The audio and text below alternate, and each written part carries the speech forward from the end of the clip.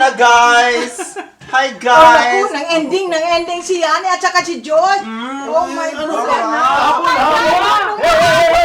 Wala habol eh! Ano ba?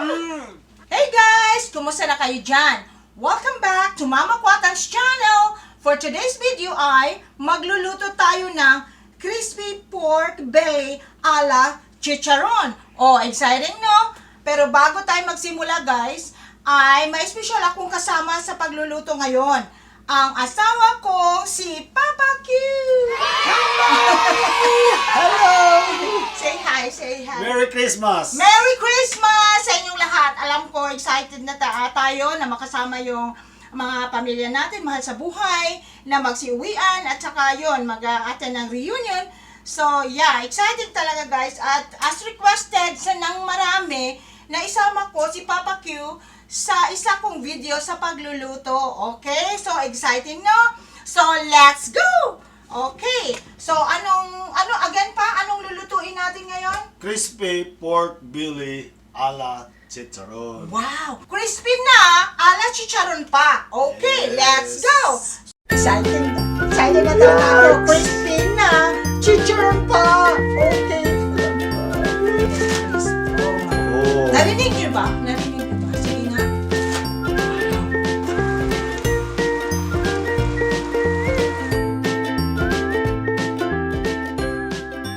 So, ano yung mga kakailanganin natin sa ating crispy pork belly ala chicharon? First is, of course, yung belly. Okay. Yung karne natin. Okay. Pork belly.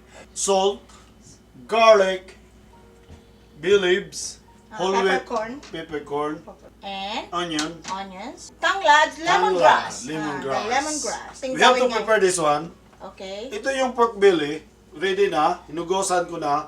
Now, once nga makabili kayo, merong tira-tirang mga balahibo. Ang Okay. gagawin lang, ayun, ibon yan yung mga balahibo kunti Oh, to eliminate that. okay.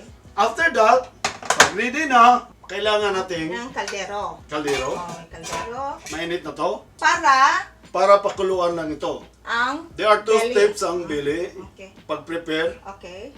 kailangan matinder siya. Lumambot.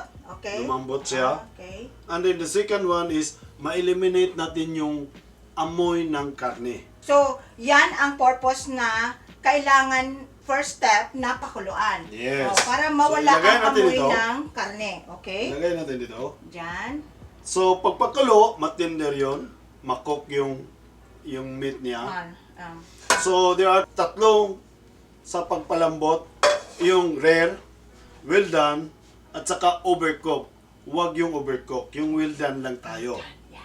Yung pag-eliminate sa amoy ng karne, kailangan natin yung spices. Kaya ito, madali lang. Lagay mo ng lagay. Tapos ito, you have to smash this one.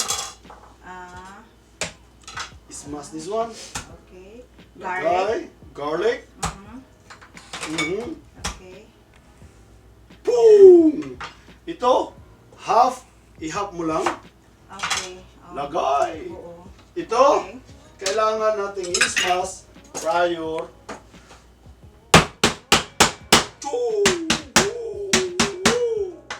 And then slice. Para makasya lang. Okay. Good. Yan. Yun. Yes. Whole wheat. Peppercorn. Peppercorn. Peppercorn na. Salt. Boom! And that's it, guys. Pakuluan. Now, sa spices, paiba-iba. Ang purpose natin is to eliminate yung baho Sa ng baho karne. ng karne. Okay. So, in every country, iba-iba ang spices nila. Sa atin, ito lang nagisnan ko. Pero depende sa inyo kung dagdag yung cinnamon or ano-ano pa. Yung mga ibang spices Yung na. mga ibang spices. Okay. Pero ito sa akin, basic lang. So, tatagal tayo maghintay tayo ng 30 minutes dito. 30 minutes Yeah, na. 30 minutes. Para lumambot at saka lumambot pakuluan. siya, pakuluan. Okay. So, And that's for the step 1.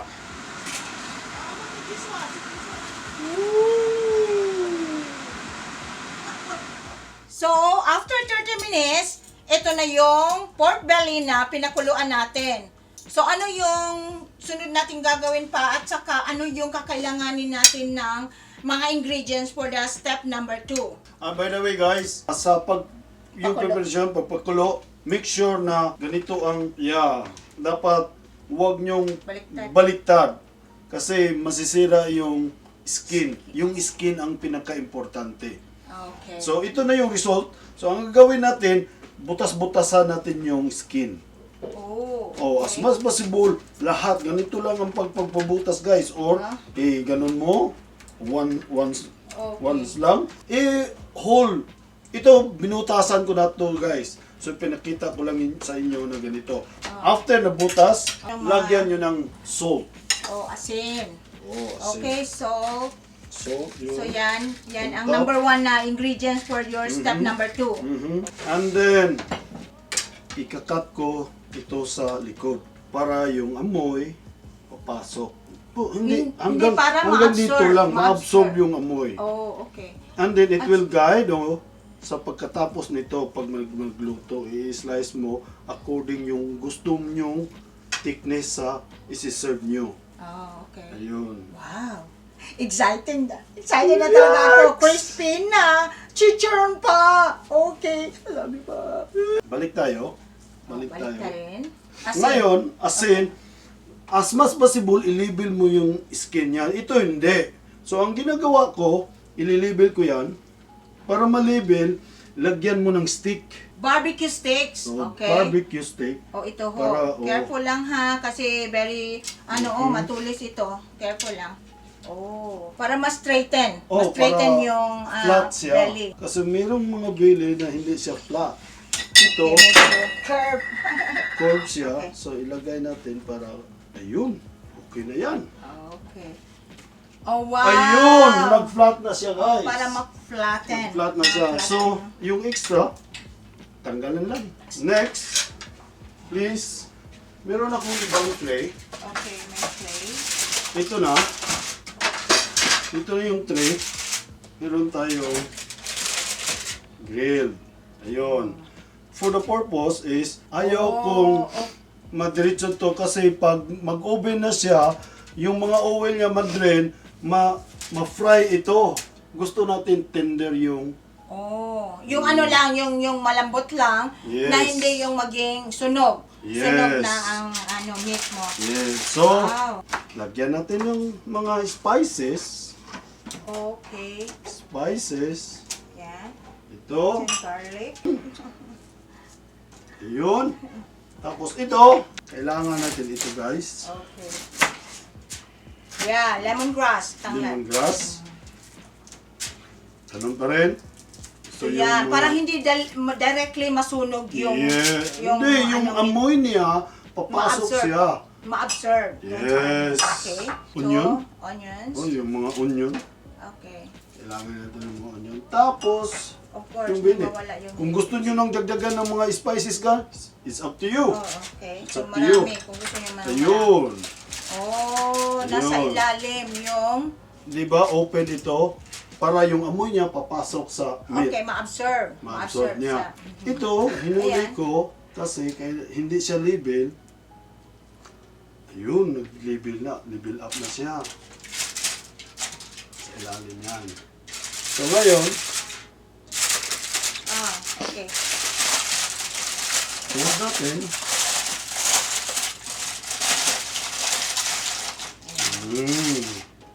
Naku, crispy na. Chicharon pa. Lagyan natin. Lagyan na. Lagyan natin ng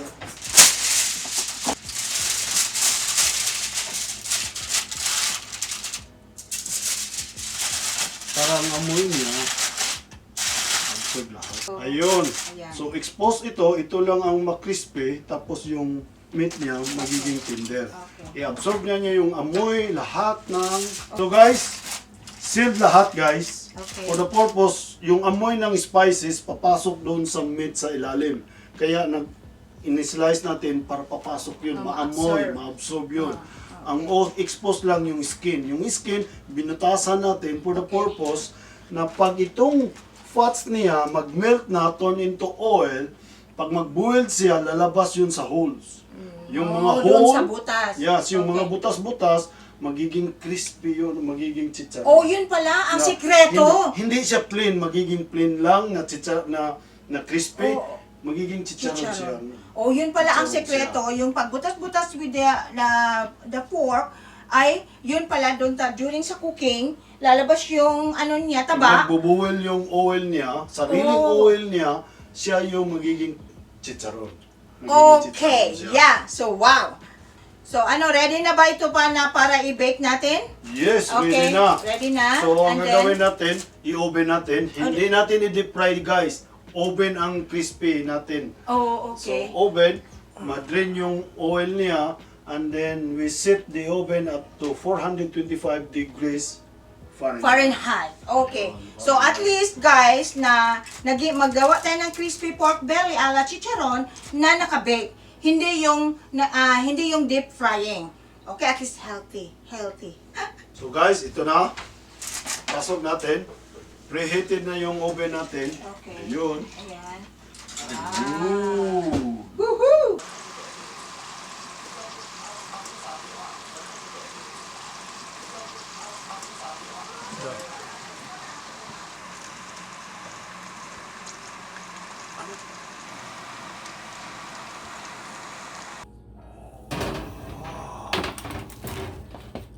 Hi guys, I'm back. So after 2 hours and a half, ay lutong-luto na ang ating crispy pork belly a la chicharon. So excited na ba kayo makita guys ang ating crispy na at chicharon pa? Okay? Hintayin natin si Papa Q. Kasi kinukuha na niya yun doon sa oven. Okay. Coming. Okay. Tada! Okay, we're gonna... Oh. Wow. Ang lutong. Chicharon siya, guys. Chicharon. Chicharon. So yung belly natin, guys, walang talsik, guys. Kung magtalsik siya, ito, sealed siya. Hindi, walang talsik. So, i-slice na natin ito, guys. So, for this, natin, niluluto ay walang frying. So, bake lang talaga. At saka, kung marinig ninyo ang tunog ng ating, yan. Talagang malutong na malutong. Crispy na at chicharon pa. So, for now, kukunin natin yung... Yung barbecue stick. Okay. And then yung isa. Okay. Ayun. So, remember guys, na nag-slice tayo sa the other side. Doon tayo mag-slice, guys. Oh my God. So, tingnan nyo guys. Okay. Nandun yung tenderness niya. Hindi siya... And then crisp. Oh my. Oh. Narinig nyo ba? Narinig nyo ba? Sige nga. Wow. Another one. Nga. Guys. Talagang sa tunog pa lang, ang lutong-lutong na. Okay.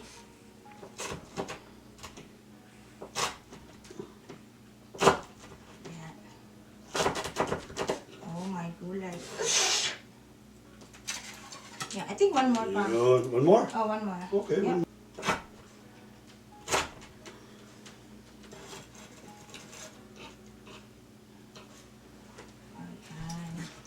Ta-da! Wow!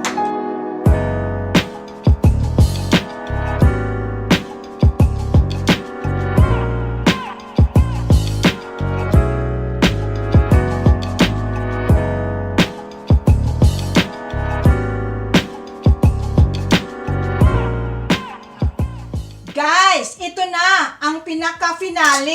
The most exciting part, ang titikman na natin yung crispy pork belly a la chicharon! Excited na ba? Samahan nyo kami guys, okay? So, ngayon, meron tayo dito, of course, rice. Kunting rice pa. Rice. And then, meron tayong suka na Kunti pinakala. lang, kunti Suka. lang. At saka meron din tayong maang tumas para sa usawa. Itong sistema ng pagluto ng crispy a la chicharon, guys, sa akin lang ito, guys. I start with roll. I prepare this one. Chicharon, guys. Mabinta ito sa akin, guys. Dami nang nag-order sa akin ito. Yes, tama. Walang talsikan, Oh. wala ka ng roll. Oh. That's it. Wow. So now, guys, sandali lang ha. Pinakurat. Sa akin.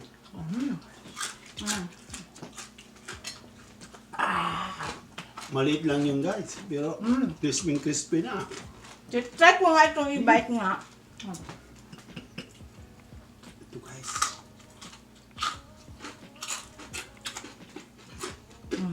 Sarap. Alis ako mang, hindi ko makaya ang diet ko nito. Ano lang? Sarap talaga guys. Kain yung kayo. taste niya, yung Diyos! amoy niya, yung crispy Halina mga niya. anak, kakain na.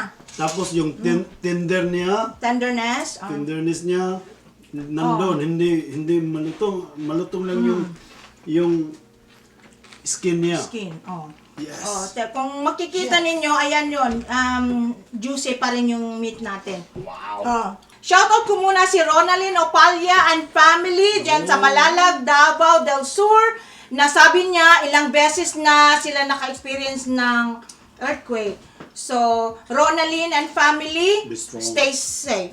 Stay safe. Okay, and then to all the teachers there in Malita, Davao, Occidental, hello sa inyong lahat, mga teachers there, mga gandang teachers. And then, salamat din sa pagsubaybay at sa pag-subscribe ninyo sa akin. And then, thank you for supporting our channel, the Mama Quatang's channel. And to my JG family, Oh, JG, clan na yeah. mag-reunion ngayong December 25 Merry sa Christmas! Yeah, Merry Christmas to you all, my families, my loved ones there in Dipolog City. So, bakit JJ yon? Kasi ang lulo, Jose. and Si Judith. Lola, Judith. And Judith. So, kaya JJ clan. So, we miss you guys. We love you. And then, to all also, to my new subscribers and viewers, thank you so much. Growing talaga tayo every day. Talagang ang daming nag-subscribe. And then, to all of you, my family and friends, and mga subscribers and viewers, let's say to them, Merry Christmas and a Happy New Year! Yay! Okay, that's it for this video. Please don't forget to like, share, comment below, and subscribe to Mama Quatang's channel. Yay! Bye for now. God bless you all. I love you guys. Bye! Kainan na! Hi guys! Hi guys! Ang ending sila at saka si John! Oh my God!